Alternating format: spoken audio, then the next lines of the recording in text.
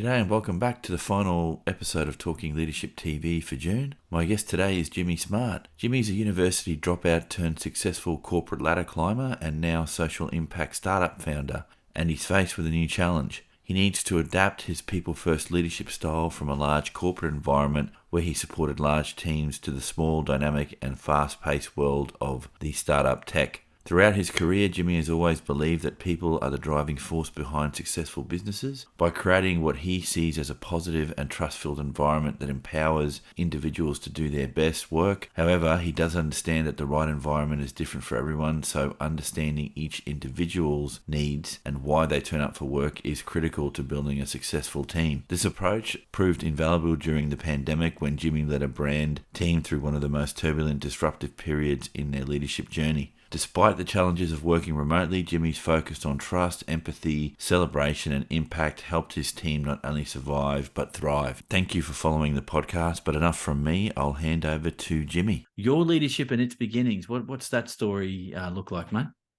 Yeah, sure. Well, first and foremost, thanks for having me, Eric. It's a pleasure to be here.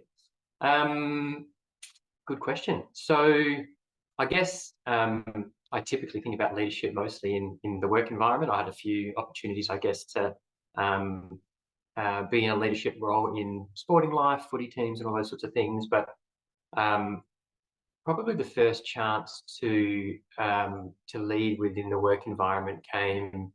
I shifted from my home in Adelaide up to a place called Roxby Downs in South Australia. I was working for a company called the WorkPack Group. Their claim to fame is they're Australia's largest independently owned recruitment company. I'd spent probably about 12 months working as a recruitment coordinator.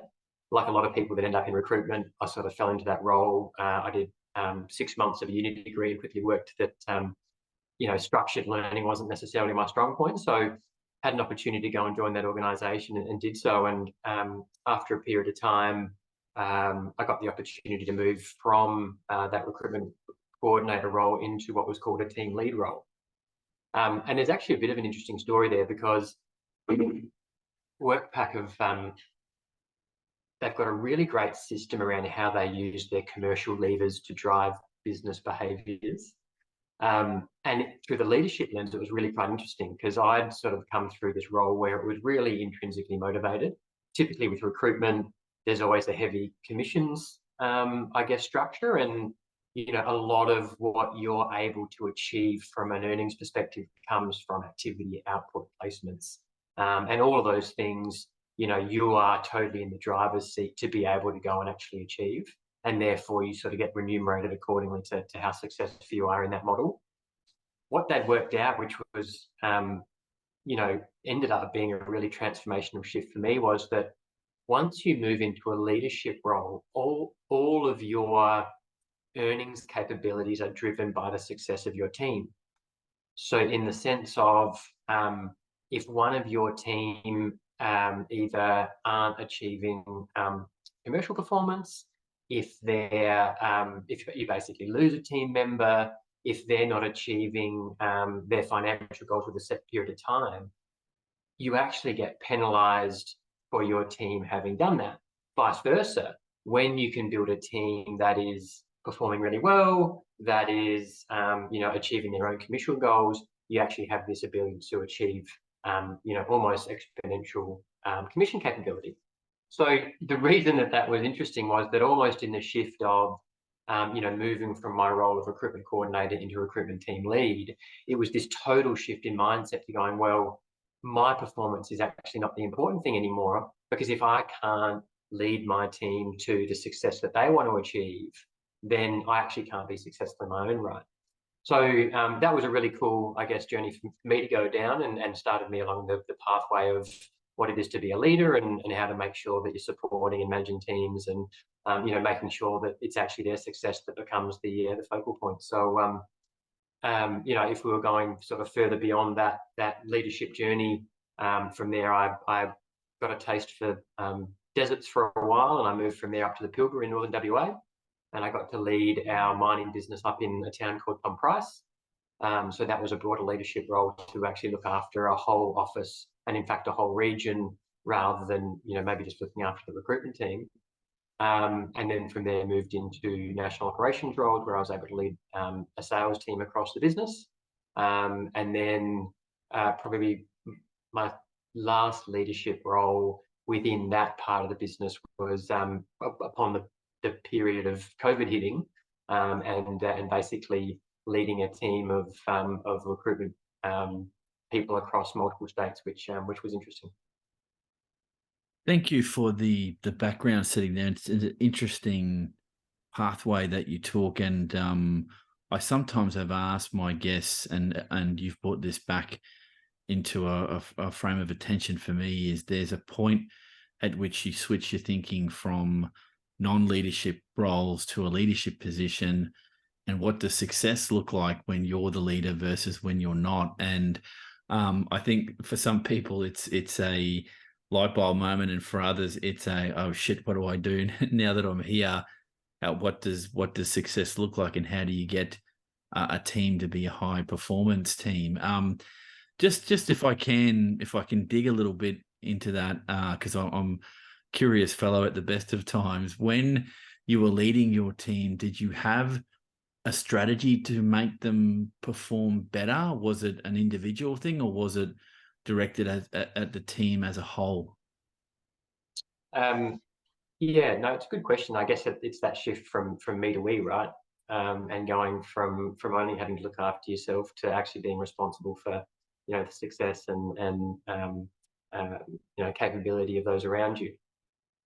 I think there was a really interesting point, which I think was from one of your previous guests, and if not one of your previous guests, then another leadership podcast I might have been listening to. But they were talking about how a lot of the time, one of the things that doesn't get done is actually asking someone that's moving into a leadership role, hey, do you actually want to be managing other people? Right. And often that can be one of the things that either makes, a good or a bad leader. I don't know if that was across one of your Yeah, podcasts, that but that was Mark Labask. yeah. That was one of the early ones. Yeah, he made that point quite strongly, and that hasn't escaped my thinking either. Is how often do people tap you on the shoulder and go, "Do you really want to work and lead people? Is that what you really want to do?" And I don't think. Well, sorry, I have to preface this by saying, in my experience, I haven't heard of anyone going through that process, but it's a really simple question that never get asked. And I think there's reasons for that, because in your context, obviously those who were your senior management team, leadership team, whatever they were called at the time, saw you and went, there's something in what Jimmy does that we want to move forward. Once they make that decision, there's an assumption that you want to do that. And I think you would probably potentially put some nose at a joint if you said, no, I'm happy just to keep doing what I'm doing, because I think there's still an assumption that my idea of what your career path should be is the right one if I'm more senior than you, and you just go along because I'm more senior than you. And I don't think that there's some ethical issues around that, but there's also just the professional courtesy of asking that question. But yeah, it doesn't get asked very much. Not maybe in your world it does. I've not heard of it much. No. Yeah, and to be fair, I don't think anyone actually asked the question for me outright. I mean, for me, it was always, that was where I wanted to go. And in fact, one of the reasons I joined the business was I saw a really clear path to be able to get into a position where, I could be, leading teams. And that was a real clear, I guess, priority for me because, I've always, I guess, seen myself as a bit of a people person, had really great interpersonal skills, really loved what it is to be able to connect with people and understanding the motivations and, give them, the space and the capability and the knowledge to go and be the best person they can be. So I think for me, there was always this really sort of natural gravitation to want to be able to get into a position where I could test my skills in that space and provide that capability. So when that came up, I was really looking forward to the challenge. And I think because I thought it was a relatively natural skill set of mine, I think I took to it relatively naturally.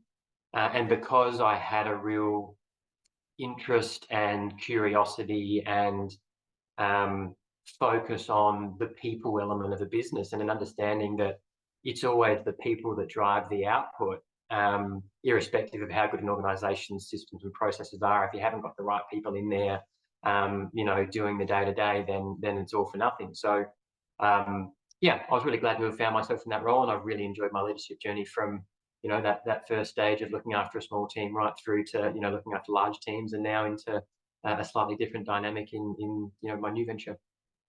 Yeah, it sounds very much like that's it's something you wanted to do.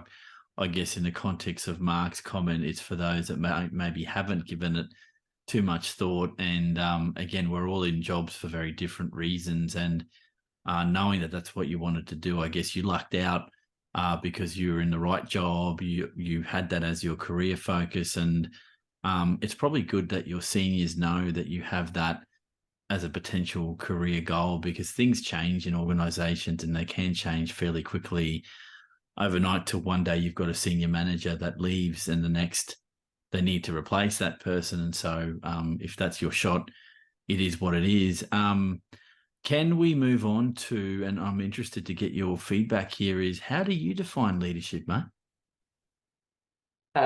Yeah, it's a good question. I'm sure it's different for everyone. So obviously that hence the specificity around my definition. Um, and I'm not sure if everyone does this, but I had my panic moment before and thought, oh, I'm not sure if I've got something interesting to say there. I better go and have a look at what's out there, and what maybe some of the common examples are. Um, and probably the interesting thing that I came across was that I think the the common one you see is leadership is the ability to inspire and guide a group of people towards a common goal. Probably the one thing that I thought that terminology misses is the importance of making sure that underneath that common goal is the understanding and appreciation that the group of individuals that make up that team also have their own individual goals. And if you're not paying attention and time to be able to making sure that you're, cultivating and nurturing and supporting each of those individuals and their own personal goals, you are definitely doing a disservice to be able to go and achieve that overarching, shared goal. So yeah, the other one that I came across, which resonated, maybe because we've had some recent um, interest in starting some gardening here at home, and we started a vegetable patch. But one of the other analogies I came across is leadership is being a gardener, right? And through the vegetable patch analogy, you've got to understand how different plants thrive in different environments, and some thrive in high stress, low watering environments, whereas others, need shade and they need constant watering, and they have a much, I guess, um, um, higher frequency or higher touch preference. And it's no different with a team of individuals, right? It's so important to understand why people show up to work, what are their motivators, what are they trying to achieve, what's important to them, and creating a space which is unique to each of those individuals within the team. And then when you can do that across the breadth of the team that you might be leading, that's when you have the opportunity to build something that has the opportunity to flourish as a collective. Yeah, that makes sense. And it always comes back to the leadership process is around people and understanding that you're dealing with other human beings. And that the wisdom, if anything, I've drawn from my guests is that it is a people game, and to understand what motivates someone's important. Um, in as much as it's also you're working in the context of a business, and there's this conversation, this part of the conversation leads nicely into the next area. Now, I'd like your perspective, if you could, around what you see as a key leadership issue from a corporate perspective, and you've had that experience, to potentially a social enterprise perspective. What key issue in each of those resonate with you from a leader perspective? Um, yeah, it's a good question. I think probably if I was to pull a singular theme that either has the ability to provide the most benefit, but also has the ability to provide the most turbulence, um, is when an organization um, either performs well or poorly when it comes to communicating to their business. Um, And in the sense of when you do it well and you do it transparently and you do it with empathy, um, you've got the ability to create a really trust-centric and um, engaged workforce. And even when what's coming through isn't necessarily a positive message, um, you still have the ability to navigate challenging circumstances compared to when you do communication poorly and you're either doing it, you know, trying to sugarcoat a message which doesn't need sugarcoating, or if you're doing it without enough lead time, or if you're doing it without um, a level of empathy. Poor communication is always the thing that I see have the biggest negative impact across a business. And I guess um, a really common example across that was across the pandemic, right? And I think the WorkPack business did it really well in the sense of um, when you can approach it for what it is. And the reality was, like a lot of businesses, right, there was redundancies, there was restructures, there was really unfortunate things happening. It still all comes down to the messaging and being transparent and um, you know not trying to downplay the severity of the message. I guess I'm not articulating that very well.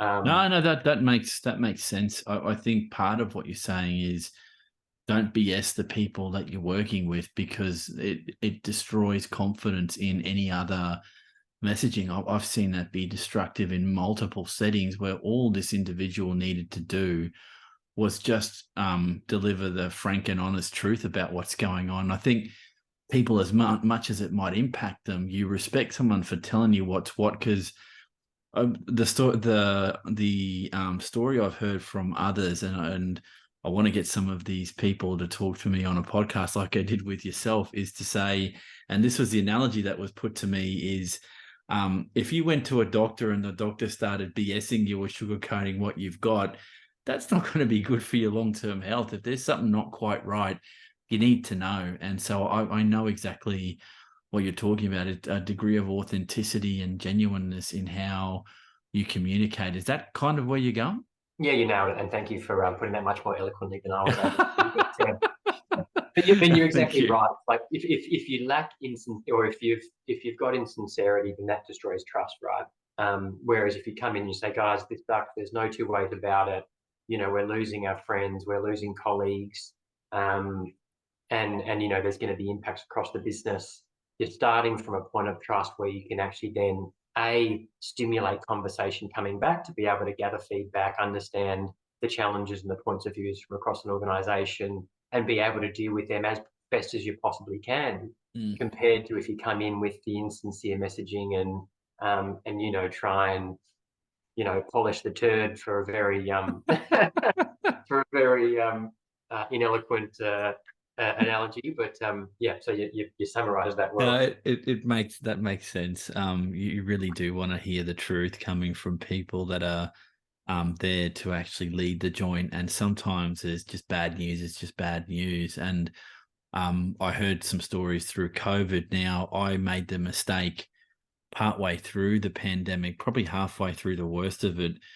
And I was being a judgy piece of crap. And I hate doing this, but thought, oh, businesses that aren't keeping people on, they're just hateful, spiteful human beings that don't want to keep their staff on to save money. Businesses were at a pretty shitty point in their existence. And so I can freely admit I made a mistake. Now I understand why it was terrible looking back now, but it speaks to the mindset I had. And I don't have this mindset anymore, that when you're in the world of work, or be that for profit or not for profit, shit can change very quickly. And the adaptability of leaders is one thing, but it's also, how do you inculcate a culture that allows you to have those conversations? And I think it's more difficult. By the sounds of it, you create an environment where those conversations can happen, but there are businesses where that doesn't happen. And so It tests your capabilities in that regard. And in that context, Jimmy, if I can from you, what are your list of key leader capabilities? Now, there is no right or wrong set of capabilities here, just the ones that are the most prominent for you. And just so I don't forget, there is no definitive definition of leadership. I've heard multiple permutations of what it is, and everyone has a kernel of um, authenticity to it. And I think you couldn't get a bunch of leaders in a room to agree on one definition because of the nature of leadership, which is a process, not a set one thing. Because if it was, you wouldn't have people working in this space all the time trying to develop leaders, because we would all know what the answer is and kind of move on and do something else. So, but getting back to the question here, your key leader capabilities. Yeah. So, I mean, a lot of them stem from, I guess, my key focus as a leader, which is always to put people first, right? And the things that I've found that have built the best cultures and empowered, the best teams. Probably start with a couple of things that you hear a lot around, leadership, and probably that come up a lot in these sorts of podcasts. But I think empathy is one of the biggest things. If you can display real empathy, where you can come from a position that understands um, everyone's individual points of view, their priorities, their motivators, their drivers, that puts you in a really great position to be able to understand how everyone best fits into the broader, I guess, space across a team. Empathy is one really big one. Trust is an absolute must, which we already spoke about. If people don't trust you, um, certainly you won't be able to get the best out of them. You certainly won't be able to have honest and upfront conversations around, whether there's challenges, whether there's frustrations, whether there's, issues, and all those sorts of things. I think a big one for me is fun. Like, you've got to find ways to be able to weave, fun and enjoyment into the day-to-day work of leadership. And that can take any number of forms, like, whether it's, I think in the modern age, if you haven't got a meme channel, across your team, there's something seriously wrong. We used to do things like have vocab points, where you'd have a word of the day that you had to work into one of your conversations as part of your normal business. And, you basically get your tally of across the week, and you've got a vocab champion that you celebrate at the end of each week. Um, and anything that you can do to sort of, find opportunities to laugh and enjoy each other's company, I think is imperative. And it's probably become more difficult, other than the memes part, in the distributed work world that we now live in. And then sort of adjacent to the fun is, I think, recognition is massive for me, as far as what I think is an important part of creating a great culture and being a great leader. Um, One of the important sort of, I guess, one of the important subcategories of celebration is making sure that you're not just celebrating one type of output. So typically in a business, you might have a KPI related celebration. So the person that's done the most calls, the person that's made the most placements, the person that's had, the greatest overall output. But when you start to think about, okay, well, not knowing that not everyone here is either inclined to have that as their standard operating procedure, and that's not necessarily a motivator for everyone. Like, for me, it was really important to have two or three different recognition points, not just, performance output related, but also around, whether it was culture, whether it was around mentoring, whether it was around community building, culture building. And so for me, I made it a personal, I guess, focus to be able to recognize everyone for each of their different strengths. when they were, bringing those particular things to the table. One question I wanted to ask you is you seem to be very focused on the team, and that there's no issue with that. But in terms of your own practice, do you take time to do the that introspective gig, looking at your own practice, and actually take some time out of your work week to think about an issue or a point in time where you've gone, shit, that could have gone better. What could I have done differently? Do you do that kind of introspective stop gap at any point in time? I'm curious, and I'm going to be asking this more of future guests, in that it's one thing to be focused on others, and I think that's critical if you're going to be an effective leader, but there's also that management of self. So is that something you do on a regular, or only when there's key stress moments in your leadership process? Yeah, it's good. I mean, and I'll often probably look to others for feedback in how I'm doing. And so whether that's peer feedback, whether that's seeking feedback from those that, might have been my seniors within that organization, and certainly had lots of value from, particularly those structured feedback opportunities where, there is the opportunity to say, hey, what did I do well? What could have I done better? Were there any specific examples where you didn't get what you needed from me? And, we can make sure that there's opportunities to improve on that moving forward. I'm just trying to think whether there was sort of other opportunities where you can sort of, take that stopgap and review what you're doing. But I think I probably typically aim to go and seek feedback from others rather than do that introspective piece, which maybe needs to be something I get better at.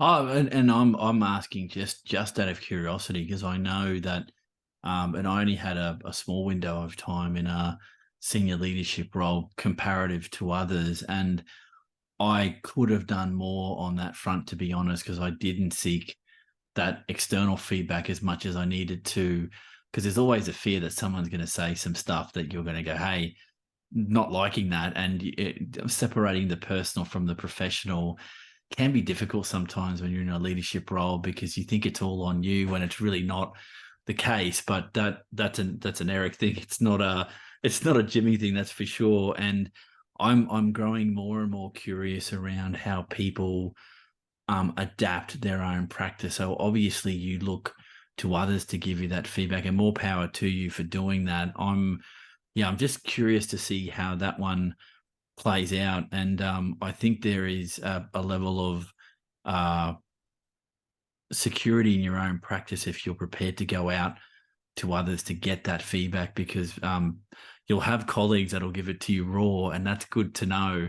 But it's also, you really want constructive feedback, not destructive feedback. And that's the risk you take when you ask someone else to give you a bit of a breakdown of how it is that you're going. And maybe just to wrap that one up, like, I guess one of my biggest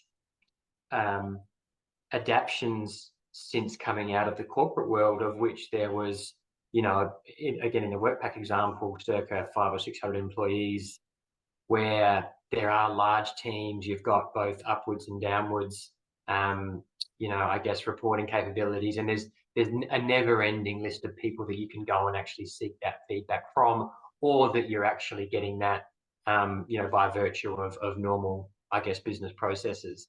So to go from that into, a brand new social venture, which is a technology startup, where literally I've been, employee number one for the last, circa 14 months. Now I haven't got those reference points to say, hey, how am I doing? What could I do better? So that's actually been a real challenge for me, as far as going, okay, well, where are my points of calibration? And I've had to go and, seek that from, the board instead, or mentors, or partners, or, wherever I can go and get it, which was just a real, I guess, point of adaptation for me, and something that I had to try and adjust to. Oh, it's good to hear that you're doing that, reaching out to a mentor or a coach or other people in that that founder space, that social enterprise space where you can have the chat.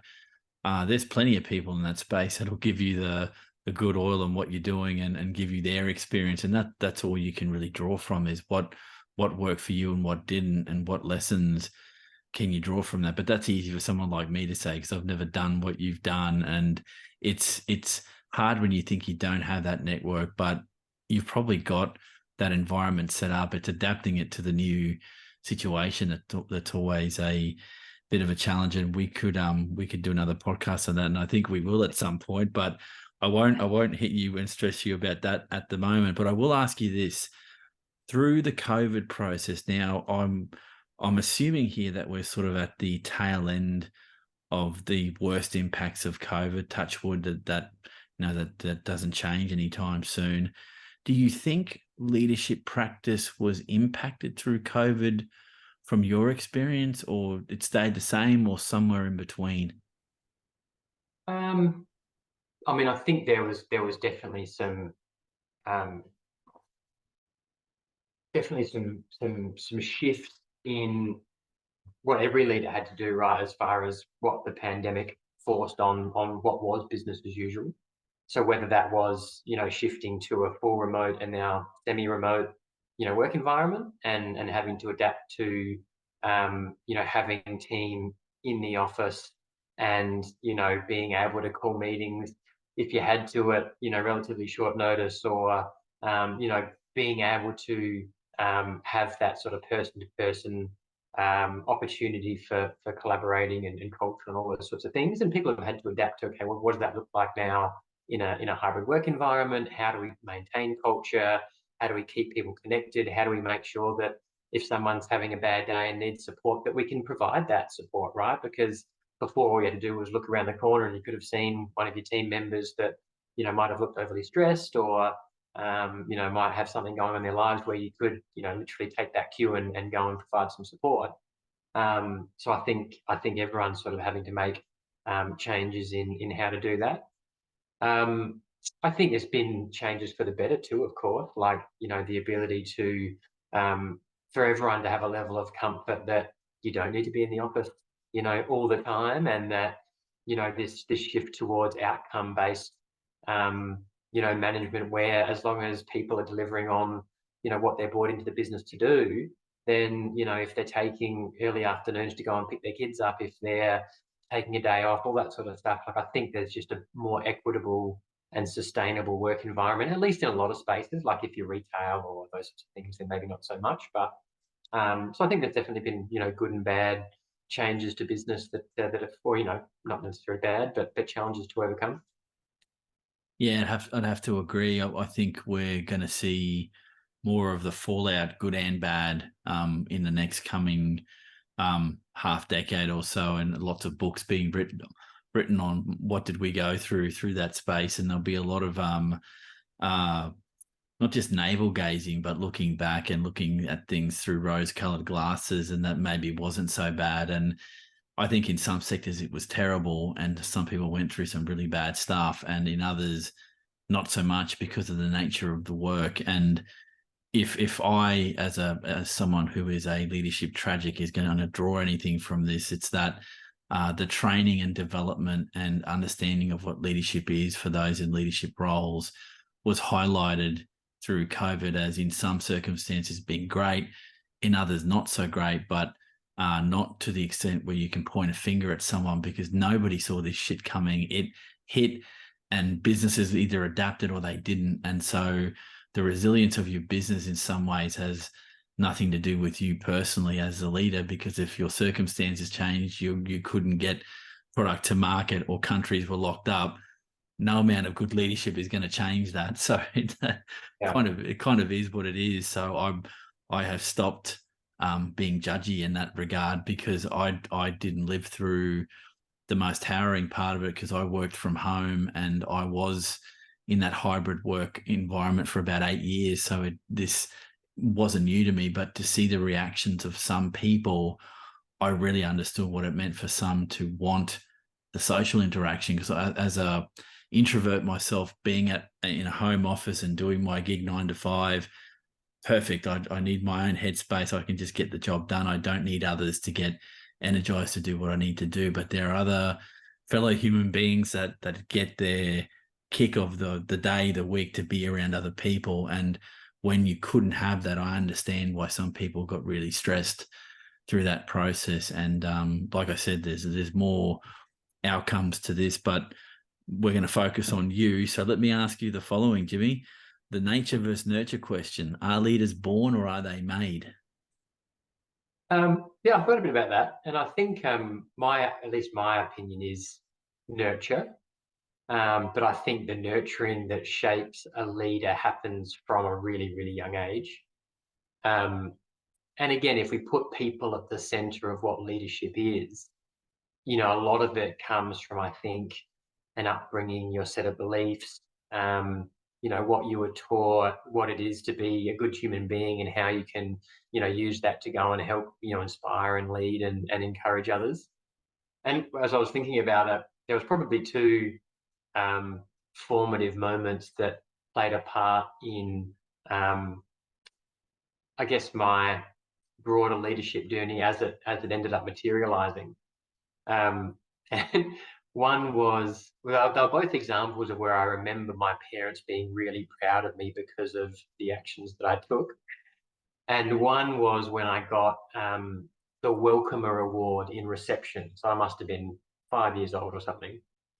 And, way beyond any academic achievement or a score on a test, like I remember explicitly how proud my mum was when I got issued the Welcomer Award, which basically highlighted that I was the person that would go out of my way to go and, find the new kids and making sure that they had someone to play with, and that, that everyone was included, and, all these sorts of things, which, for me at that really early age instilled that, you should always be doing what you can to look after other people and all those sorts of things. So then the other one was when I think I was maybe in year 10, and I overheard my dad talking about a call that he'd got from the school.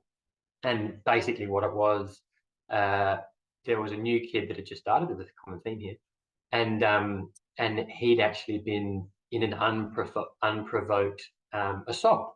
And basically one of the other kids had assaulted this guy when he'd just gone to ask for his football back.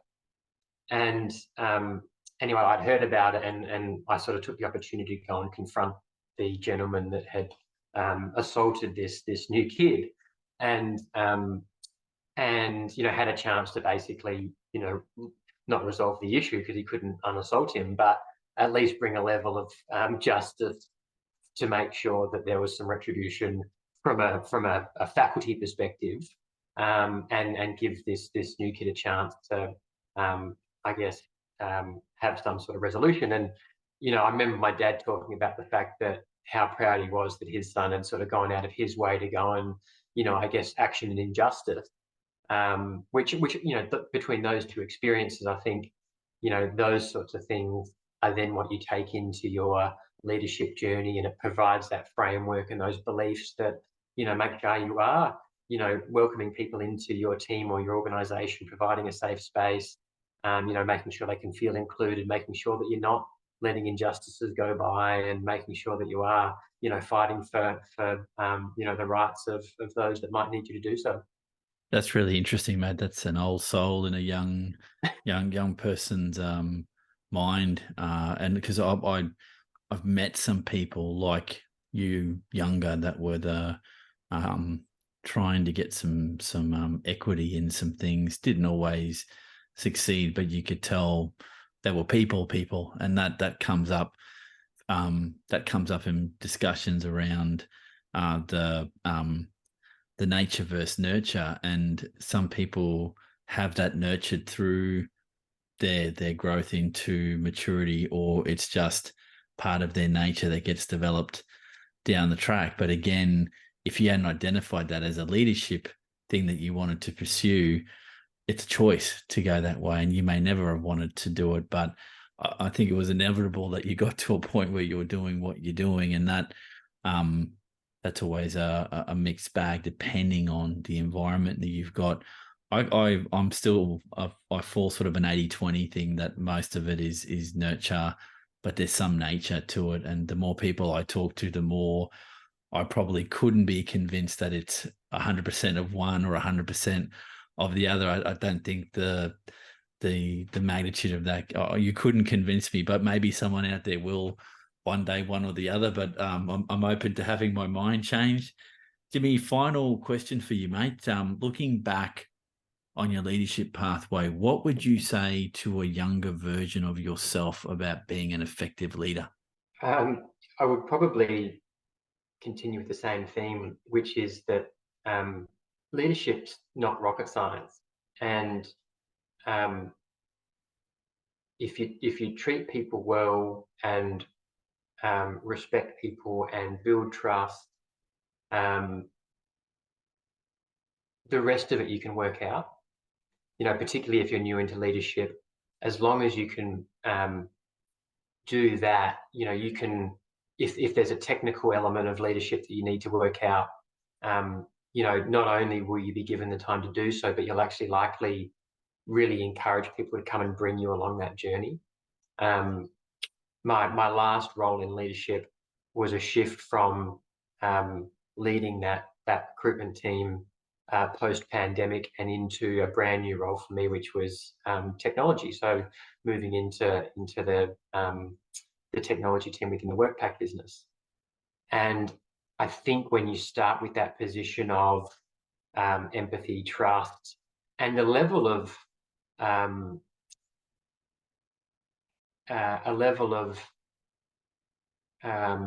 honesty that, hey, I'm coming in here and have a lot of learning to do to be able to effectively lead this team.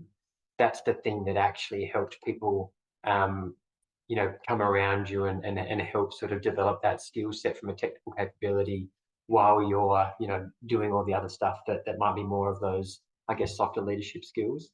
So I think what I would tell my younger self is always put people first, and the rest you'll be able to work out. Words of wisdom, Jimmy. Thank you for your time today, mate. It's been great. Been a pleasure. Thanks, Eric.